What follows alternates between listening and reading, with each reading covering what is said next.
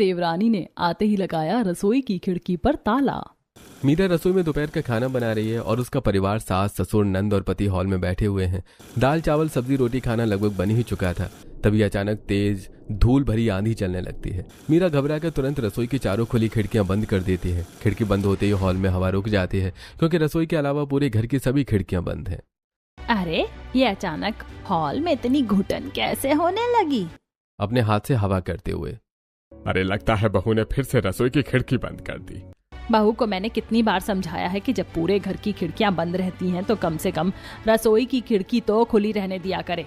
वहीं से तो पूरे घर में ताजी हवा और रोशनी अंदर आती है, लेकिन ना जाने क्यों इसे हर वक्त खिड़की बंद करने का शौक चढ़ा रहता है। सरला बड़बड़ाती हुई तेजी से रसोई की तरफ बढ़ती है। रसोई में पहुंचकर वो देखती है कि मीरा ने सच में खिड़कियां पूरी तरह से बंद कर रखी हैं। बहू, तुमने ये रसोई की खिड़कियां क्यों बंद कर दी? मम्मी जी, बाहर से बहुत तेज धूल भरी आंधी आ रही थी। अगर खिड़की खुली रहती तो सारा खाना खराब हो जाता, इसीलिए मैंने बंद कर दी। बहू, मैं ये सब कुछ नहीं जानती। मैं इस तरह की घुटन में नहीं रह सकती। रसोई बंद होने से हॉल तक ताजी हवा नहीं आ रही। अभी के अभी खिड़कियां खोलो। मम्मी जी, अगर घुटन हो रही है तो आप हॉल की खिड़कियां खोल दीजिए ना। बहू, मुझसे बहस मत करो। जितना कहा है उतना ही करो। खिड़की खोलो। मीरा बेबसी में अपनी सास की बात मानकर रसोई की खिड़कियां दोबारा खोल देती है। सरला खिड़की खुलवाकर वापस हॉल में चली जाती है। खिड़की खुलते ही धूल भरी आंधी का एक तेज झोंका अंदर आता है और सारी धूल सीधे खाने में गिर जाती है, जिससे खाना पूरी तरह खराब हो जाता है। लो, बस इसी चीज की कमी थी। एक तो मेरे ससुराल वाले मुझे रसोई की खिड़की कभी बंद नहीं करने देते, और ऊपर से मुझे हमेशा डबल काम करना पड़ जाता है। अब दोबारा से पूरा खाना बनाना पड़ेगा। मीरा झुंझलाकर बर्तन समेटती और दोबारा खाना बनाने की तैयारी में लग जाती है, और इधर हॉल में पूरा परिवार बैठा भूख के मारे परेशान हो रहा है। मम्मी, भाभी को आज खाना बनाने में कितना समय लग रहा है? मुझे बहुत भूख लग रही है। स्वाति, जरा रसोई में जा और देख कर आ कि तेरी भाभी आखिर कर क्या रही है। स्वाति रसोई में जाती है और मीरा को सब्जी में तड़का लगाते हुए देखती है। भाभी, आप दोबारा सब्जी क्यों बना रही हैं? रसोई की खिड़की की वजह से। आप लोग रसोई की खिड़की बंद करने नहीं देते। अभी धूल भरी आंधी आई और धूल की वजह से सारा खाना खराब हो गया। अब चुपचाप बैठो और खाना बनने का इंतजार करो। स्वाति चुपचाप वहां से हॉल में लौट आती है। मीरा दोबारा खाना बनाने लगती है, तभी उसका ध्यान खिड़की से बाहर जाता है। सामने वाले मकान के कमरे की खुली खिड़की से कुछ लड़के लगातार रसोई की तरफ घूर रहे हैं। लो, अब बस इसी चीज की कमी रह गई थी। मैं इनकी तरफ ध्यान ही नहीं दूंगी। मीरा खिड़की से नजर हटाकर अपना पूरा ध्यान आटा गूंथने पर लगा देती है और कुछ देर बाद फिर से दाल चावल और सब्जी रोटी बनाकर हॉल में बैठे बेसब्री से खाने का इंतजार कर रहे पूरे परिवार को सर्व करती है। मैं जब से इस घर में शादी करके आई हूँ तब से देख रही हूँ कि पूरे घर की खिड़कियां हमेशा बंद रहती हैं, लेकिन सिर्फ रसोई की खिड़कियां 24 घंटे खुली रहती हैं। उसकी वजह से मुझे रोज कितनी परेशानियां उठानी पड़ती हैं। क्या आप लोगों को इसका अंदाजा भी है? आज आप सब मुझे साफ साफ बता ही दीजिए कि आप ऐसा क्यों करते हैं। देखो मीरा, अगर हॉल की खिड़कियां खुली रहेंगी तो धूप, धूल, मिट्टी, बरसात का पानी सीधे अंदर आएगा। फिर पूरे घर की सफाई करना बहुत मुश्किल हो जाता है। सब लोग खाना खाना शुरू करते हैं। बहू देख, पूरे घर में सिर्फ रसोई की खिड़कियां ही बची हैं जिससे घर के अंदर ताजी हवा और रोशनी आती है, तो हम उसे भला कैसे बंद कर सकते हैं? और वैसे भी तुझे घर में ज्यादा काम ही क्या होता है? अगर थोड़ी बहुत ज्यादा सफाई कर भी लेगी तो तेरा क्या बिगड़ जाएगा? यही तो मैं भी कब से कह रही हूँ। रसोई की खिड़कियां खुली रहती हैं तो वहाँ भी तो यही सब होता है। वहाँ तो धूल मिट्टी के साथ साथ पंछी भी अंदर आ जाते हैं। मुझे दिन में 2-2 बार पूरी रसोई की सफाई करनी पड़ती है। इसीलिए मैं कहती हूँ कि काम खत्म होते ही खिड़कियां बंद कर दिया करूँ। मीरा रसोई की खुली खिड़कियों से होने वाली सभी परेशानियां ससुराल वालों के सामने रखती है, लेकिन वो उसकी किसी भी बात पर ध्यान नहीं देते। मीरा चुपचाप सबको खाना खिलाने के बाद खुद खाती है और फिर रसोई की अच्छी तरह साफ सफाई करके बर्तन व्यवस्थित जमाकर अपने कमरे में चली जाती है। ससुराल वालों के डर से रसोई की खिड़की खुली ही छोड़ देती है। बस वापस आने पर रसोई ऐसी ही व्यवस्थित मिल जाए।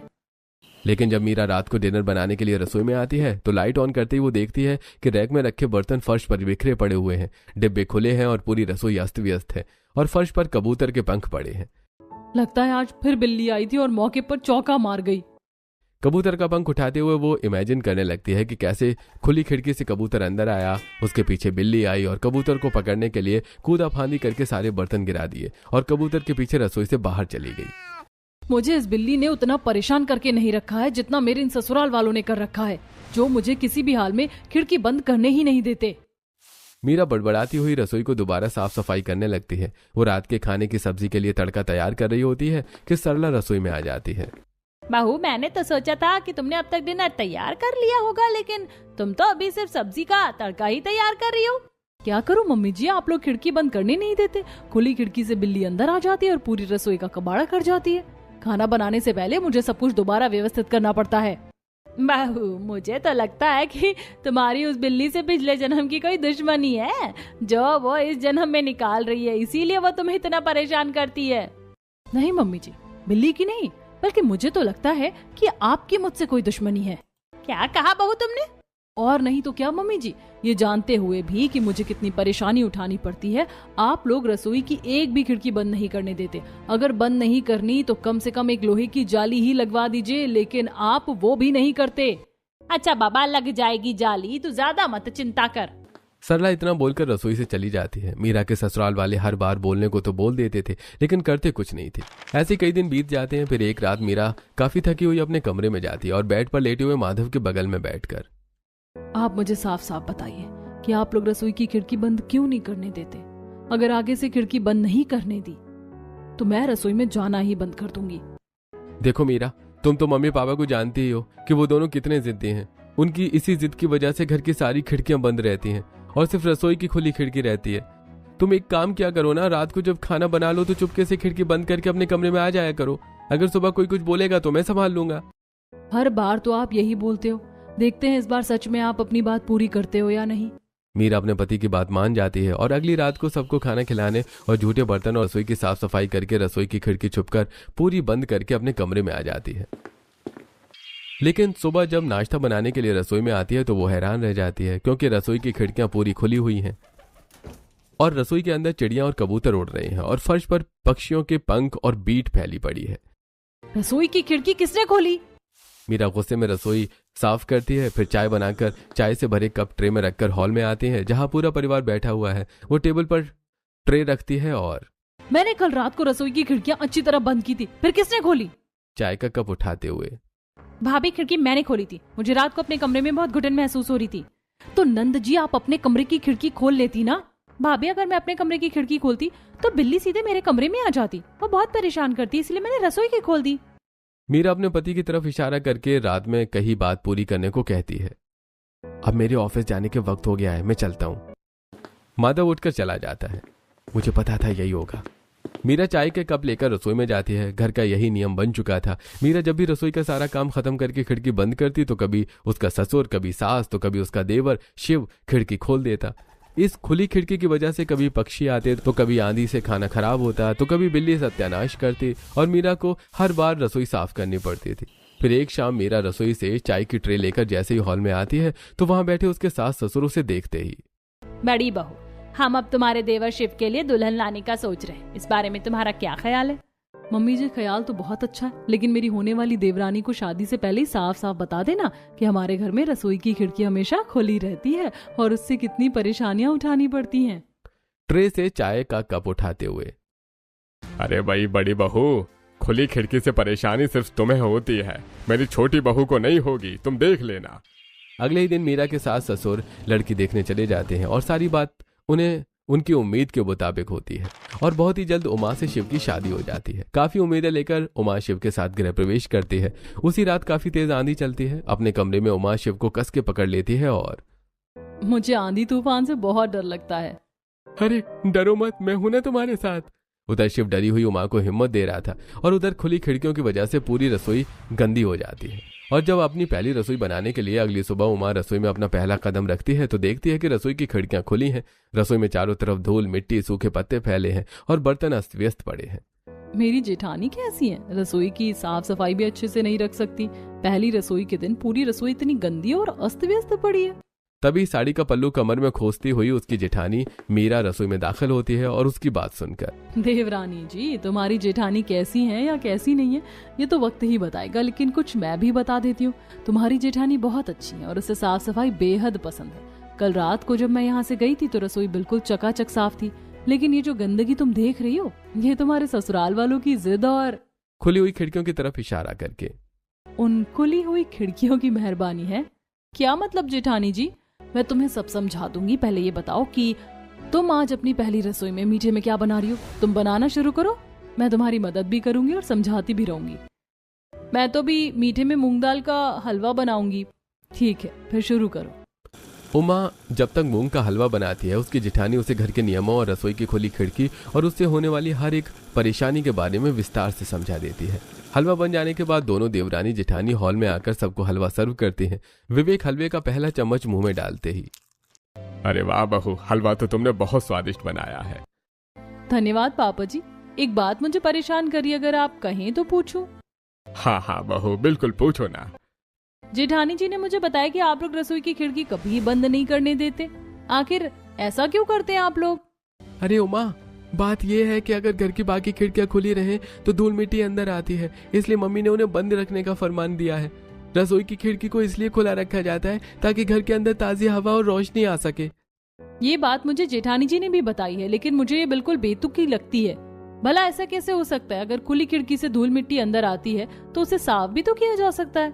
बहू, अभी तुम इस घर में नई नई आई हो ना, इसीलिए तुम्हें ये सब बातें बेतुकी लग रही हैं। कुछ दिन यहाँ रहोगी तो तुम्हें खुद समझ में आ जाएगा कि हमारा ये फैसला कितना सही है। उमा चुप हो जाती है। दोनों देवरानी जिठानी सबको हलवा खिलाकर रसोई की सफाई करती हैं और अपने कमरों में चली जाती हैं। मैं भले ही नई हूँ, लेकिन मैं अपनी जेठानी की तरह परेशान नहीं रहूंगी, कुछ ना कुछ करूंगी। इन दिनों में मीरा की देवरानी उमा भी अच्छी तरह जान जाती है कि रसोई की खुली हुई खिड़कियों से क्या क्या परेशानियां होती हैं। दोनों रसोई साफ करके जाती, लेकिन जब वापस आती तो कभी धूल, कभी पक्षियों के पंख, तो कभी बिल्ली, सब अस्त व्यस्त कर चुकी होती थी। एक दोपहर जब दोनों देवरानी जिठानी रसोई में खाना बना रही होती हैं, तभी रसोई की खुली हुई खिड़की से बहुत तेज धूप अंदर आ रही होती है। उमा खिड़की बंद करने के लिए बढ़ती है। इस रसोई की खुली खिड़की ने तो मेरा जीना आराम कर रखा है। अब मुझसे और सहन नहीं होता। मैं तो अब इस खिड़की को बंद ही कर दिया करूंगी।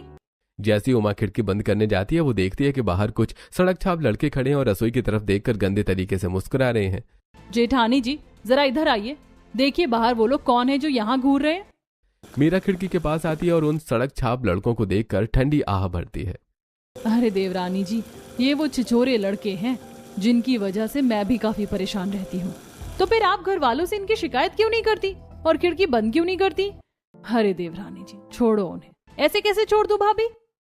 उमा जैसे ही रसोई से बाहर निकलने के लिए मुड़ती है, वैसे ही बात यह है देवरानी जी कि सामने वाले घर में कुछ छिछोरे रहा करते थे। वे भी मुझे ऐसे ही परेशान करते थे। मैंने जब घर में बताया तो तुम्हारे जेठ और देवर जी ने जाकर उनकी पिटाई कर दी थी।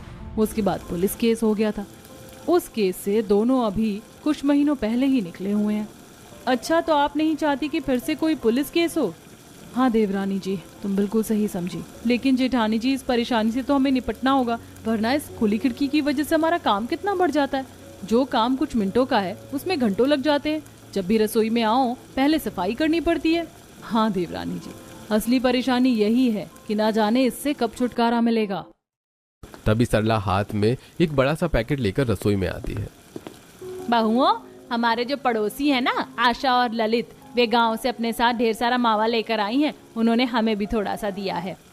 मावा से भरा पैकेट उमा को देते हुए, एक काम करो, तुम दोनों आज इस मावे की कोई अच्छी सी मिठाई बना लो।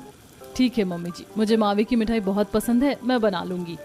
दोनों देवरानी जिठानी को मावा देकर सरला रसोई से चली जाती है। अपने साथ से मावा लेकर वो दोनों अलग अलग गैस चूल्हे में मिठाई और खीर बनाने लगती है। रसोई में बहुत तेज धूप और गर्मी है। जेठानी जी, धूप बहुत तेज है और गर्मी भी बहुत लग रही है। मैं खिड़की बंद कर रही हूँ। उमा जैसे ही खिड़की बंद करके मिठाई बनाने पर ध्यान लगाती है, अचानक ससुर विवेक रसोई में आ धमकते हैं। बहू, तुमने खिड़की क्यों बंद कर दी? हॉल में हमें बहुत गर्मी लग रही है, हमारा दम घुट रहा है और अंधेरा भी हो गया है। पापा जी, खुली हुई खिड़कियों से रसोई में इतनी धूप आ रही थी कि हम परेशान हो रहे थे, इसीलिए बंद कर दी। अरे बहू, यह तो बहुत छोटी सी परेशानी है, इतनी सी बात से डर गई? चलो खिड़की खोलो। विवेक जबरदस्ती खिड़की खुलवाकर वहां से चले जाते हैं। दोनों देवरानी जेठानी धूप और गर्मी में झुलसते हुए मिठाई और खीर बनाती है। फिर खाना बनाकर मिठाई को ढककर वो दोनों खीर और बाकी का खाना लेकर हॉल में जाकर सबको सर्व करती हैं। मिठाई वो दोनों सभी को रात के खाने के बाद सर्व करती हैं। मम्मी जी, एक बात बोलूं? मिठाई खाते हुए, हाँ हाँ बहू, बोलो ना। देखिए, रसोई की खिड़की खुली रहने से हम दोनों बहुत परेशान होते हैं। क्या कोई ऐसा तरीका निकाला जा सकता है जिससे रसोई की खिड़की भी ना खोलनी पड़े, हॉल की खिड़की भी बंद रहे और ताजी हवा, रोशनी की समस्या भी हल हो जाए? बात तो सही है। इस समस्या का समाधान हम सब कोई ऐसा तरीका निकाला जा सकता है जिससे रसोई की खिड़की भी ना खोलनी पड़े, हॉल की खिड़की भी बंद रहे और ताजी हवा, रोशनी की समस्या भी हल हो जाए? बात तो सही है, इस समस्या का समाधान हम सबको मिलकर ढूंढना होगा। इस समस्या का समाधान तो हमने ढूंढा था, लेकिन उसमें बहुत ज्यादा खर्चा है और हम ऐसा फालतू खर्चा नहीं कर सकते। पापा जी, आपने कभी हमें बताया ही नहीं कि आपके पास कोई समाधान था। वो क्या समाधान है? समाधान यह है कि हम रसोई में एक एग्जॉस्ट फैन लगवा सकते हैं और हॉल की खिड़कियों में ट्रांसपेरेंट ग्लास यानी कि वन साइड मिरर लगवा सकते हैं। इससे हम अंदर से बाहर देख पाएंगे, लेकिन बाहर वाले अंदर नहीं देख पाएंगे। इससे रोशनी भी आएगी और एग्जॉस्ट फैन की वजह से रसोई की सारी झांझ और धुआं बाहर निकल जाएगा और ताजी हवा बनी रहेगी। तो पापा जी, सिर्फ जरा सा खर्चा बचाने के लिए आपकी दोनों बहुएं रोज इतनी परेशान हो रही है, क्या आपको ये अच्छा लगता है? बहू, तुम ना जरा सी बात का बतंगड़ बना रही हो, चुपचाप अपना काम करो। दोनों देवरानी जेठानी निराश होकर चुपचाप उन्हें खाना खिलाकर अपने कमरों में लौट जाती हैं और हमेशा की तरह अपने अपने कमरे में जाने से पहले रसोई की अच्छी तरह से साफ सफाई भी करती हैं। ऐसे ही समय बीतता है और बरसात का मौसम आ जाता है। एक रात अचानक बहुत तेज बारिश और तूफान शुरू हो जाता है। मीरा अपने कमरे में बारिश की आवाज सुनकर, रसोई की खिड़की खुली है, वहाँ क्या हाल हो रहा होगा। वहीं उसकी देवरानी भी अपने कमरे से बाहर निकल रही होती है। तभी शिव उसे टोकता है, उमा, आधी रात को तुम कहाँ जा रही हो? बहुत तेज बारिश हो रही है, रसोई की खिड़की खुली है, सारा पानी अंदर आ जाएगा, मैं वही देखने जा रही हूँ। देखो उमा, तुम बारिश के पानी को रोक तो सकती नहीं हो और मम्मी जी तुम्हें खिड़की बंद करने नहीं देंगी, इसलिए तुम मत जाओ, सो जाओ। ऐसे कैसे नहीं जाऊँ शिव? सुबह उठकर रसोई तो हम देवरानी जेठानी को ही साफ करनी पड़ती है ना। आपको क्या है, मैं अभी जाकर खिड़की बंद करके आती हूँ। उमा रसोई में जाती है और गुस्से में रसोई की चारों खिड़कियां अच्छी तरह से बंद कर देती है। अब सुबह मुझे रसोई साफ नहीं करनी पड़ेगी, सोचती हुई उमा अपने कमरे में आती है और चैन से सो जाती है। सुबह तक बारिश रुक जाती है और जब दोनों देवरानी जेठानी अपने अपने कमरे से रसोई में आती हैं तो वहां का हाल देखकर दंग रह जाती हैं। पूरी रसोई में बारिश का पानी भरा हुआ है, खिड़कियां पूरी खुली हुई हैं और बर्तन भी अस्त व्यस्त हो चुके हैं। यहाँ तक कि कुछ दिनों पहले बनाई मिठाई भी बारिश के पानी से खराब हो चुकी है। काश मैं ही रात को आकर खिड़की बंद कर देती तो अभी ये हाल नहीं होता, मिठाई भी बर्बाद नहीं होती। लेकिन जेठानी जी, मैं रात को खुद आकर खिड़की बंद करके गई थी, पता नहीं ये खिड़की किसने खोल दी। दोनों देवरानी जेठानी उदास मन से रसोई से पानी निकालकर रसोई साफ कर रही होती हैं। तभी हॉल से ससुर विवेक की आवाज गूंजती है, अरे बहू, वो मावे की मिठाई बनाई थी ना, जरा नाश्ते में लेकर आओ तो। मीरा और उमा पानी से भीगी और बर्बाद हो चुकी मिठाई को एक प्लेट में लेकर हॉल में आती हैं और गुस्से में प्लेट टेबल पर पटकते हुए, लीजिए पापा जी, खाइए ये मिठाई, ये बरसात के पानी में पूरी तरह खराब हो चुकी है। बहू, मिठाई को तुम्हें ढंग से रखना चाहिए था ना, तुमने मिठाई खुले में क्यों रखी जब तुम्हें पता था कि रात को बारिश हो रही है और रसोई की खिड़की खुली हुई है। मम्मी जी, मैंने रात को खुद आकर खिड़की बंद की थी, लेकिन ना जाने किसने खिड़की खोल दी। बहू, ये खिड़की मैंने खोली थी। रात में मुझे बहुत गर्मी लग रही थी और मेरा दम घुट रहा था, इसलिए मैंने खिड़की खोल दी थी। बस, अब बहुत हो गया, मैं अब ये सब और नहीं झेल सकती। जब से इस घर में आई हूँ तब से इस खिड़की का नाटक देख रही हूँ। अब से इस रसोई की खिड़की कभी नहीं खुलेगी। उमा गुस्से में पैर पटकती हुई घर से बाहर निकल जाती है और जब वापस लौटती है तो उसके हाथ में एक लोहे की भारी जंजीर और बड़ा सा ताला चाबी होता है। हॉल में बैठी सरला उसे देखकर चौंक जाती है। बाबू, ये ताला चाबी मैंने रात को खुद आकर बस जाती है और जब वापस लौटती है तो उसके हाथ में एक लोहे की भारी जंजीर और बड़ा सा ताला चाबी होता है। हॉल में बैठी सरला उसे देखकर चौंक जाती है। बाबू, ये ताला चाबी और जंजीर लेकर तुम कहाँ जा रही हो? उमा बिना कोई जवाब दिए सीधे रसोई में चली जाती है और रसोई की चारों खिड़कियों के हैंडल्स जंजीर में फंसाकर जंजीर के दोनों सिरों को ताले से लॉक कर लेती है। और उस समय रसोई में सब्जी का तड़का लगाने की तैयारी कर रही उसकी जेठानी उसे ऐसा करते देखती है। देवरानी जी, तुम क्या कर रही हो? ताले की चाबी अपने पल्लू में बांधते हुए।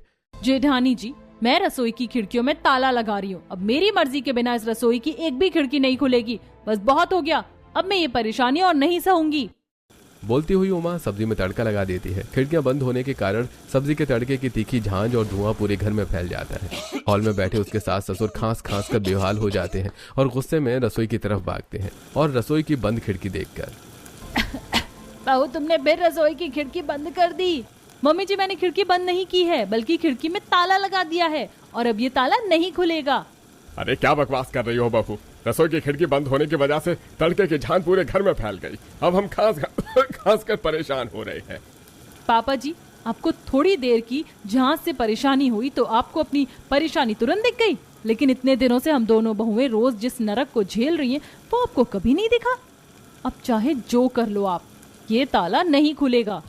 ससुर और सास उसे समझाने की बहुत कोशिश करते हैं, लेकिन उमा अपनी जिद पर अड़ी रहती है। हार मानकर वो दोनों हॉल में वापस चले जाते हैं। रसोई की खिड़की बंद होने की वजह से घर में हल्का अंधेरा है और गर्मी के कारण हॉल में बैठे सभी घर वालों को घुटन होने लगती है। दोनों देवरानी जेठानी खाना बनाकर हॉल में लाती हैं और सबको सर्व करती हैं। भाभी प्लीज रसोई की खिड़की खोल दो ना, देखो कितना अंधेरा हो रहा है और हम सबका दम घुट रहा है। हॉल की सभी बंद खिड़कियों की तरफ इशारा करके। ननद जी एक काम करो ना, तुम हॉल की खिड़की खोल लो। नहीं, हॉल की एक भी खिड़की नहीं खुलेगी। ठीक है मम्मी जी, तो फिर रसोई की खिड़की का ताला भी नहीं खुलेगा। पूरा परिवार गर्मी और घुटन में परेशान होते हुए चुपचाप खाना खाता है। देवरानी ने आते ही लगाया रसोई की खिड़की पर ताला, जो कि कई दिनों बाद भी नहीं खोला और घर वाले परेशान होते रहे। घर वाले रसोई की बंद खिड़की से हो रही घुटन से तो परेशान थे ही, साथ ही साथ उन्हें दिन में 2 बार बनने वाले सब्जी में लगने वाले तड़के की झांझ से भी परेशान होना पड़ता था। बहू ना जाने ऐसा क्यों कर रही है और कब रसोई की खिड़की का ताला खोलेगी। एक शाम जैसी दोनों देवरानी जेठानी रसोई में सब्जी में तड़का लगाती हैं, फिर से पूरे घर में झांझ फैल जाती है। सरला और विवेक अपने कमरे में खांस खांस कर बेहाल हो जाते हैं। अब बस बहुत हो गया, अब मुझे छोटी बहू को जाकर बताना ही पड़ेगा कि इस घर की सास मैं हूँ, वो नहीं। मैं जो फैसला लूंगी वही सबको मानना पड़ेगा। सरला बड़बड़ाती हुई रसोई में आती है। छोटी बहू देखो, इस झांझ से अगर हम परेशान हैं तो रसोई में तुम दोनों भी तो परेशान हो ही रही होगी। तो तुम एक काम क्यों नहीं करती, जब खाना बनाओ तब खिड़की खोल दिया करो ताकि झांझ बाहर निकल जाए। हाँ देवरानी जी, मम्मी जी बिल्कुल सही कह रही हैं। ठीक है मम्मी जी, लेकिन अगर खुली खिड़की से धूल मिट्टी आई, बिल्ली घुसी या पंछियों ने गंदगी की तो उस सब की सफाई कौन करेगा। बहू तो चिंता मत कर, वो सारी सफाई मैं खुद कर दिया करूंगी। ठीक है फिर मैं खिड़की खोलती हूँ। उमा पल्लू में बंधी चाबी निकालती और ताला खोलकर खिड़की खोल देती है और खाना बनाने लगती है। तभी मीरा देखती है कि सामने वाले घर के कमरे की खुली हुई खिड़की से लड़के रसोई की तरफ ही घूर रहे हैं। देवरानी जी, तुमने रसोई की खिड़की की समस्या का तो समाधान कर दिया, अब जरा इन चिचोरे लड़कों का भी कुछ समाधान करो ना। उमा रसोई की खुली खिड़की से उन लड़कों को गंदे इशारे करते हुए देखती है और जेठानी जी आप चिंता मत कीजिए, मैं इनका भी पक्का इंतजाम करूंगी। अब मीरा की देवरानी उमा खाना बनाते समय खिड़की खोलती और खाना बन जाने के बाद खिड़की में ताला लगा देती, जिस वजह से सभी घर वालों की तरह स्वाति भी परेशान रहने लगी। एक दिन स्वाति अपने कमरे में घुटन से परेशान थी। इस छोटी भाभी ने तो आते ही ना जाने खिड़की में ताला क्यों लगा दिया। इतना बड़ा परिवार है पर कोई भी भाभी से ताला नहीं खुलवा पा रहा। दूसरी तरफ मीरा और माधव अपने कमरे में। वाह, जब से देवरानी ने रसोई की खिड़की पर ताला लगाया है तब से मुझे कोई एक्स्ट्रा काम नहीं करना पड़ता। अब तो बस एक बार सफाई करो और छुट्टी, वरना पहले तो रसोई में कदम रखने से पहले ही मुझे सफाई की चिंता सताने लगती थी। हाँ मीरा, तुम्हारी देवरानी ने सच में तुम्हारी मेहनत बचा ली है।